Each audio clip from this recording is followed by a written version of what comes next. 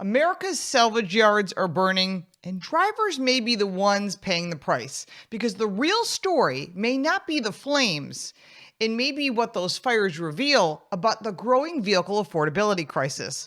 While Americans are being squeezed from literally every direction when it comes to vehicle ownership, new vehicle prices are high, around $50,000, all while used vehicle prices have been steady and harder to find these cars. Also, after the pandemic, they were just super expensive. Prices have come down a little bit, but still used cars are very expensive, and car prices remain elevated compared to historical norms. Insurance premiums, well, we all know they continue to climb. Repair costs, well, they've gotten more expensive. There's an oil shortage, supposedly. We've covered that on other videos. But still, interest rates have made financing more expensive. So for many families, replacing a vehicle has become increasingly difficult, leaving them one practical option: keep the vehicle they already own and running it for as long as possible. That's really the smartest choice. So here's why all these salvage yard fires are really important to know about. And like I said, it's easy to ignore, but this is really important because the reality has quietly transformed one of the least understood sectors of the automotive industry into one of the most important. Automotive recyclers, salvage yards, and dismantlers have become critical links in the chain that keeps millions of vehicles on the road. Yet, while policymakers pushed electric vehicles, emissions regulations, fuel prices, tariffs, manufacturing, all the news that you see every day, a different problem has been developing with remarkably little attention. America's salvage yards are burning. And I'm not just talking about a few. We're talking over a dozen that I found, and I'm sure there's some that never even made any headlines. Because over the last several years, major fires in scrapyards, recycling facilities, and automotive salvage operations have become increasingly common headlines. Some have been ruled accidental, some remain under investigation, and others have never received definitive public explanations. And in many cases, the story disappears almost as quickly as it arrives, because it's not a very important subject to most people. But you really need to understand why this is really, really important, because it will affect you. Maybe not today, but it could affect you tomorrow. The average American driver may never set foot inside a salvage yard, but there's a very good chance they've benefited from one. And the collision shop repairing a damaged vehicle, the independent mechanic replacing an engine, the insurance company trying to avoid totaling a vehicle, or maybe just cutting corners, and the family attempting to keep an aging SUV on the road for another 5 years. All of them rely on a system that most consumers rarely think about until it stops working.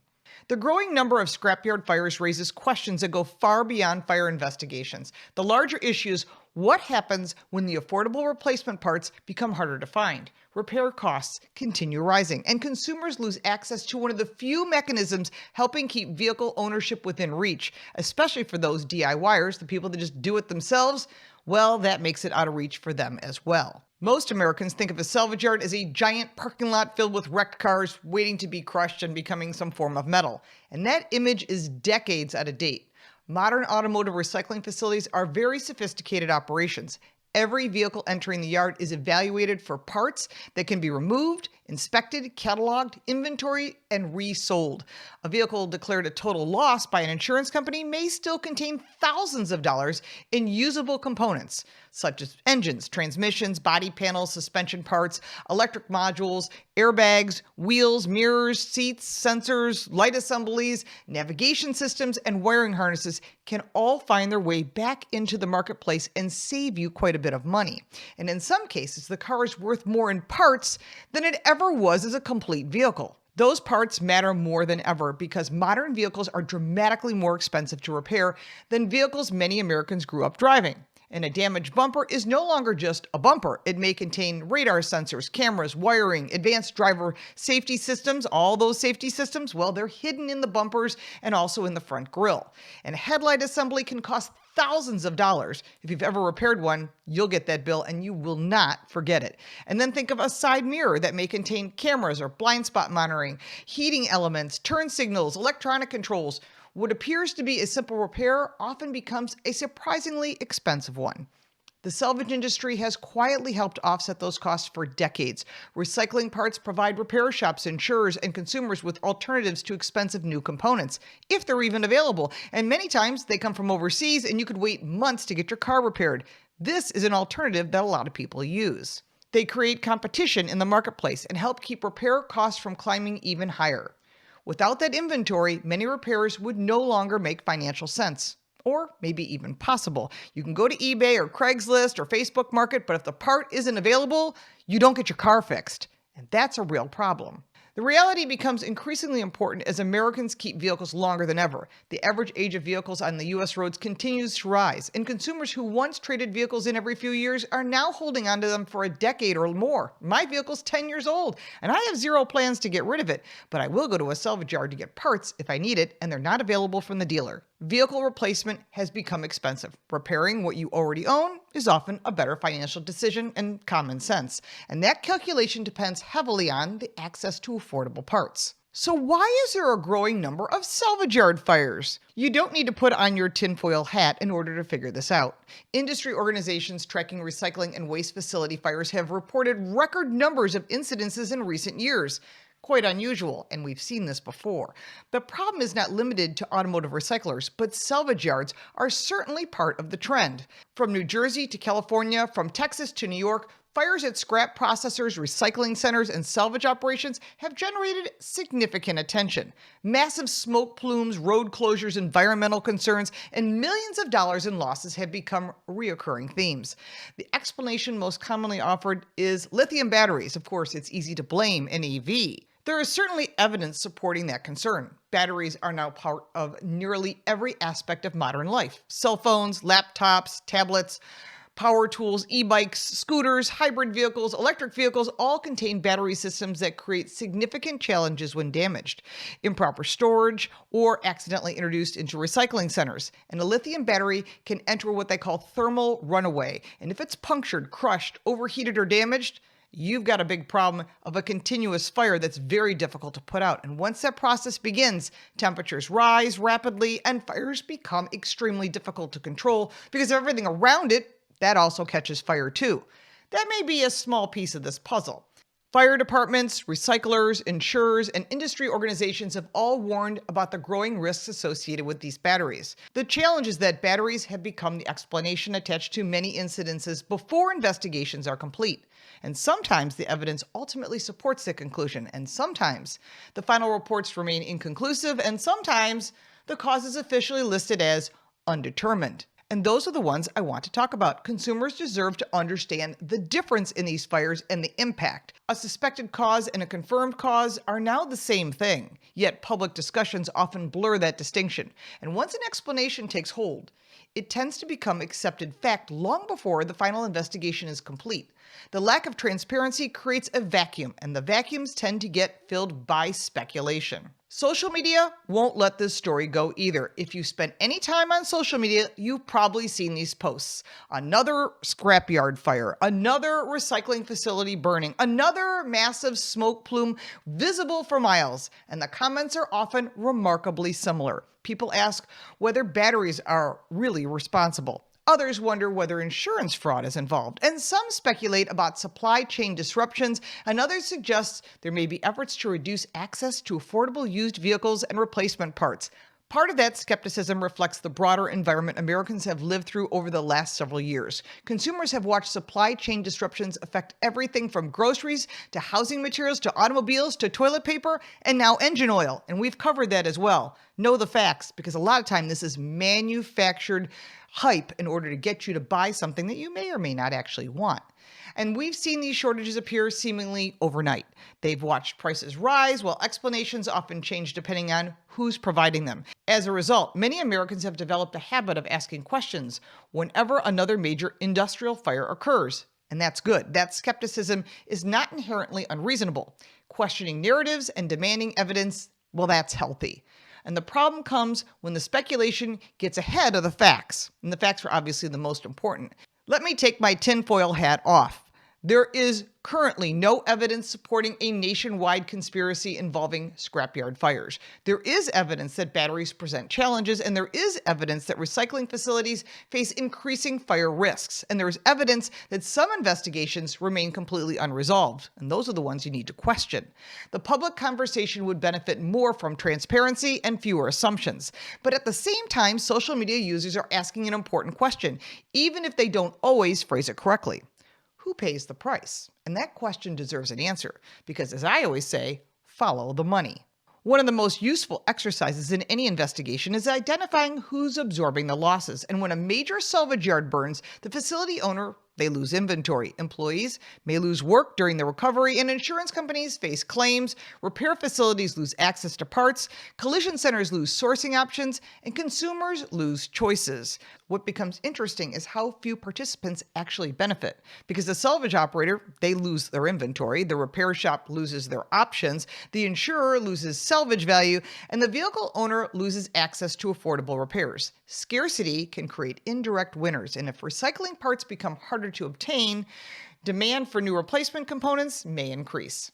If repair costs rise high enough, more vehicles may be declared total losses, and this certainly would affect not just your insurance rates, but everyone's insurance rates. If keeping an older vehicle becomes increasingly expensive, some consumers may enter the new or used vehicle market sooner than planned.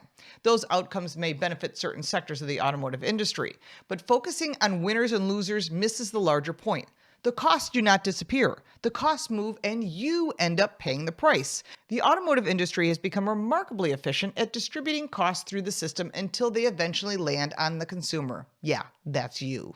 Higher repair costs contribute to higher insurance claims. Higher claims contribute to higher premiums. Parts shortages contribute to longer repair times, and longer repair times increase rental costs and inconvenience. Eventually, someone pays, and more often than not, it's the vehicle owner again. That's you. I'm sorry to give you that news. But the collision repair industry is well aware of what's going on, and they're already feeling the pressure. Collision repair facilities have spent years adapting to increasingly complex vehicles. Repairing a modern vehicle often requires specialized equipment, software updates, calibration procedures, and highly trained technicians. All of this has changed as cars get more and more complicated. That's why it costs more and more to repair them. And components that once could be repaired now frequently require replacement. Parts costs had become one of the largest contributors to rising repair expenses. Recycled parts help provide relief to you, the consumer. Insurance companies frequently specify recycled components when appropriate because they help control costs without compromising repairs. And yeah, you get shortchanged a little bit, but your car is repaired and the parts are available rather than waiting months and months to get your car fixed. So that is a good option, especially if you're trying to save some money. Collision centers rely on these parts to complete repairs efficiently and economically. When inventory becomes less available, repair costs increase.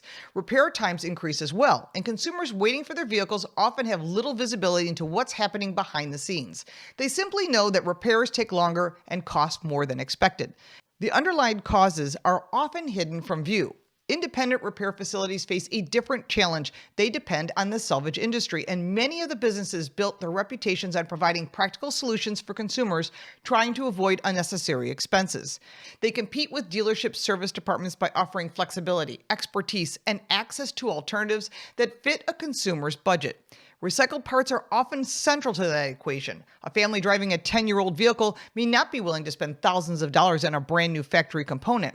And a contractor relying on an aged pickup truck may need a practical repair rather than a perfect one. And a college student driving a high-mileage sedan may simply need transportation. And that's where recycled parts help make the repairs possible. And without them, many vehicles would become economically difficult to justify repairing. Consumers would face a choice between paying substantially more for repairs or replacing the vehicle entirely because the parts aren't available, especially if it's an older vehicle.